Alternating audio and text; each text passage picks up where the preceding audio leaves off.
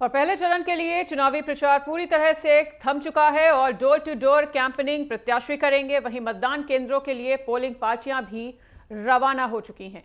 तो 19 अप्रैल को 102 सीटों पर मतदान होगा और यूपी की 8 सीटों पर मतदान किया जाएगा। आपको बता दें कि उत्तराखंड की सभी 5 सीटों पर मतदान होगा। तो चुनावी प्रचार थम चुका है। 19 अप्रैल को 102 सीटों पर मतदान होगा। वहीं आपको बता दें कि यूपी की 8 सीटों पर मतदान होना है, जिसके लिए सभी पार्टियों ने तैयारियां पूरी लगभग कर ली हैं और उत्तराखंड की सभी 5 सीटों पर यह मतदान होगा। तो बीजेपी की अगर चुनावी तैयारियों की बात करें तो धुआंधार प्रचार करते हुए नजर आ रहे हैं। वहीं अन्य विपक्षी दल भी अब चुनावी प्रचार में जुटे हुए हैं, डोर टू डोर कैंपेनिंग भी करेंगे और मतदान केंद्रों के लिए पोलिंग पार्टियां रवाना कर दी गई हैं। चुनावी प्रचार थम चुका है। 19 अप्रैल को 102 सीटों पर कल मतदान होगा और यूपी की 8 सीटों पर होगा मतदान।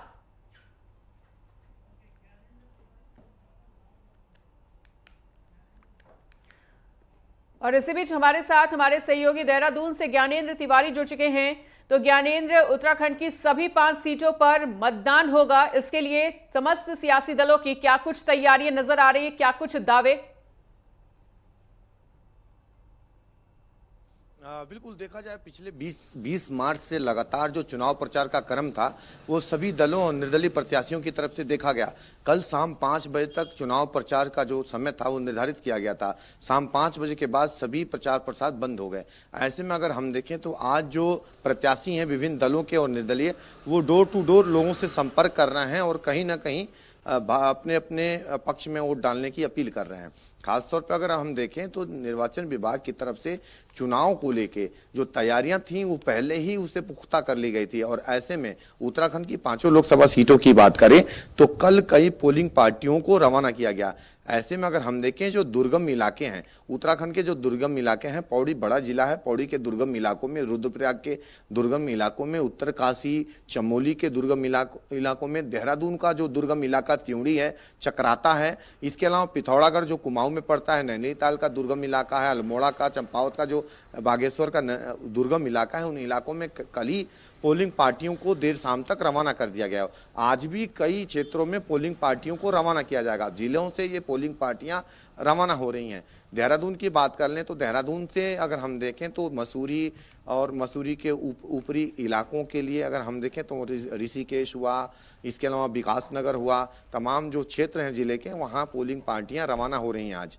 इसी प्रकार से सभी जिलों में, चाहे वो हरिद्वार हो, ऊधम सिंह नगर हो, नैनीताल बागेश्वर हो, चंपावत हो, उत्तरकाशी हो, पौड़ी हो, टिहरी हो, उन इलाकों में जो पोलिंग पार्टियां नहीं गई हैं उन पोलिंग पार्टियों को रवाना किया गया है। कुल मिला के अगर हम देखें तो इस चुनाव को बेहतर तरीके से कराने को लेके पुख्ता इंतजाम किए गए हैं। पूरी तौर पे अगर हम देखें, चाहे वो अंतर्राष्ट्रीय सीमाएं हों, उत्तराखंड की जो अंतर्राष्ट्रीय सीमाएं हैं जो नेपाल से सटी हैं, चाइना से सटी हैं, उन इलाकों में जो भारी फोर्स हैं वो तैनात किए गए हैं। और ऐसे में जो राज्यों से जुड़े हुए बॉर्डर्स इलाके हों, चाहे हिमाचल से जुड़ा हुआ हो या फिर उत्तर प्रदेश से जुड़ा हो, उन इलाकों पे जो रास्ते हैं उन रास्तों पे चौकसी बढ़ा दी गई है।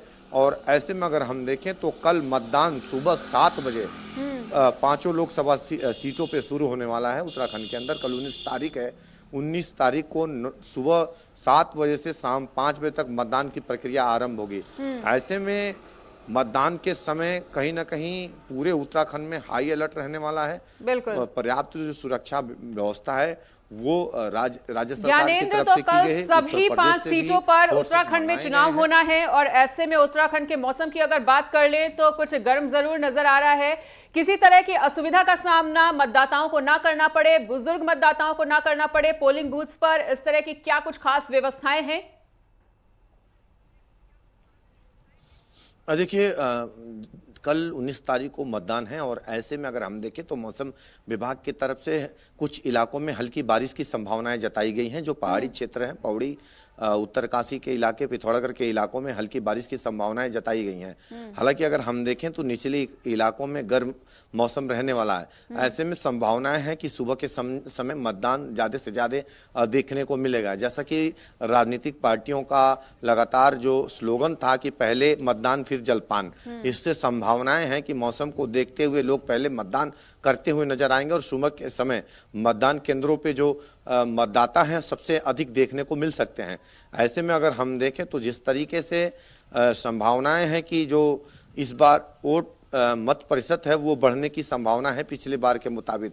हालांकि अगर हम देखें तो इस बार जिस तरीके से पुख्ता इंतजाम किए गए हैं, जो मतदाता जो 60 साल से अधिक उम्र के मतदाता हैं, जो सक्षम नहीं है, वो मतदाता मतदान केंद्रों पे नहीं जा सकते हैं, उन चाहे वो विकलांग हो या फिर दूसरे प्रकार के मतदाता हों, उन मतदाता लोगों के लिए कहीं ना कहीं निर्वाचन विभाग ने पुख्ता इंतजाम किया है। ऐसे में निर्वाचन विभाग के जो कर्मचारी हैं वो उनके घर जाके उनके मत का प्रयोग कराते हुए नजर आएंगे। इस प्रकार की भी सुविधाएं रखी गई हैं।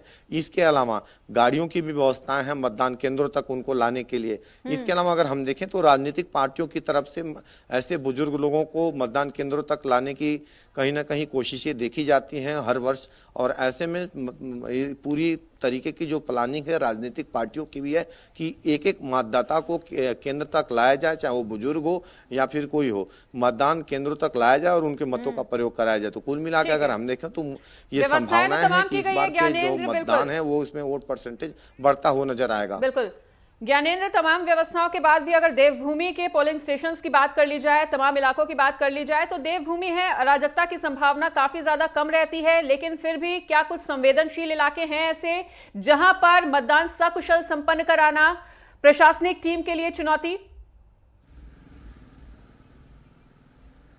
बिल्कुल, देखिए मतदान को बेहतर तरीके से कराने को लेकर पूरा पुख्ता इंतजाम किए गए हैं, हाई अलर्ट है। और ऐसे में देखा जाए तो पीएससी की कई बटालियनों को पूरे उत्तराखंड के अंदर लगाया गया है। उत्तर प्रदेश से भी बटालियन मंगाए गए हैं, चाहे होमगार्ड के बटालियन हो, पीएससी के बटालियन है। उत्तर प्रदेश की से भी उत्तराखंड सरकार ने चुनाव के समय कहीं ना कहीं जो फोर्सेज हैं वो मंगाए हैं। ऐसे में अगर हम देखें तो उत्तराखंड के अंदर जो संवेदनशील बूथ है, इलाके हैं, अगर उनकी बात कर लें तो हरिद्वार के कुछ इलाके हैं, जिसमें कि रुड़की के कुछ इलाके हैं, जबरेटा खानपुर के कुछ इलाके हैं, हरिद्वार देहात के इलाके हैं, उन इलाकों में पुख्ता इंतजाम रहेगा। इसके अलावा अगर हम देखें तो उधम सिंह नगर का कुछ इलाका है, काशीपुर जसपुर का इलाका है, उन इलाकों में पुख्ता जो व्यवस्था है वो की गई है। इक्का दुक्का पहाड़ी क्षेत्रों में भी कहीं ना कहीं पुख्ता इंतजाम किया गया है। कुल मिला के अगर हम देखें तो उत्तराखंड के अंदर 5 लोकसभा सीटों पे संभावना है कि शांतिपूर्ण तरीके से जो मतदान की प्रक्रिया है वो पूर्ण कराई जाएगी। और ऐसे में पूरी पर्याप्त जो फोर्सेज हैं वो हर क्षेत्रों में लगाई गई हैं, अर्धसैनिक बल भी लगाए गए हैं। तो कुल मिला के संभावनाएं यही हैं कि शांतिपूर्ण तरीके से मतदान जो है वो कल सुबह शुरू हो जाएगा। जी बिल्कुल ज्ञानेंद्र, आपने तो ग्राउंड जीरो का भी लगातार जायजा लिया है। ऐसे में मतदाताओं में कितना उत्साह देख पा रहे हैं कल के मतदान को लेकर? देखिए लगातार अगर हम देखें तो पिछले कई सालों से मतदान को लेके लोगों के अंदर एक उत्साह देखा जा रहा है। अगर हम देखें तो मतदान जैसे जैसे नज़दीक आता है लोगों के अंदर एक उत्साह इस प्रकार का होता है जैसे होली और दिवाली और ईद का त्यौहार हो। कहीं ना कहीं त्योहारों की तरह उसे लोग मनाते हैं। और संभावनाएं हैं कि जिस प्रकार से इस बार का मतदान है, इस मतदान में बढ़ चढ़ के नए जो युवा हैं वो भी इसके भागीदारी बन रहे हैं। इनकी संख्या अगर हम देखें तो उत्तराखंड में लाखों के करीब है जो इस बार नए मतदाता हैं जो अपने मतों का प्रयोग करने पहली बार मतदान केंद्र तक जा रहे हैं।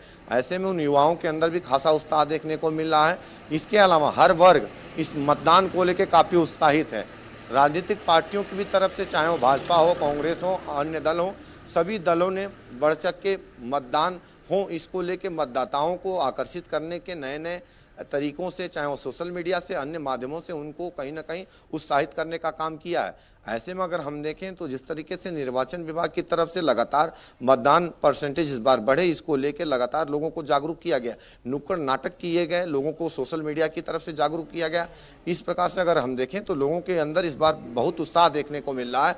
संभावनाएं हैं कि पिछले जो सारे रिकॉर्ड हैं वोट परसेंटेज के, वो सारे टूटते हुए इस बार नजर आएंगे और संभावना है कि ज्यादा से ज्यादा जो मतदान है वो इस बार होगा। और कहीं ना कहीं लोकतंत्र के लिए ये काफी आवश्यक भी है कि ज्यादा से ज्यादा मतदान हो, ताकि उस क्षेत्र में उस अच्छे नेता का जो चुनाव है वो हो सके। जी ठीक है ज्ञानेंद्र, इस तमाम जानकारी को हमारे साथ साझा करने के लिए आपका बहुत बहुत शुक्रिया। तो लोकतंत्र के महापर्व की कल शुरुआत होने जा रही है। कल पहले चरण का मतदान होगा, जिसके मद्देनजर तमाम तैयारियां लगभग पूरी हो चुकी है।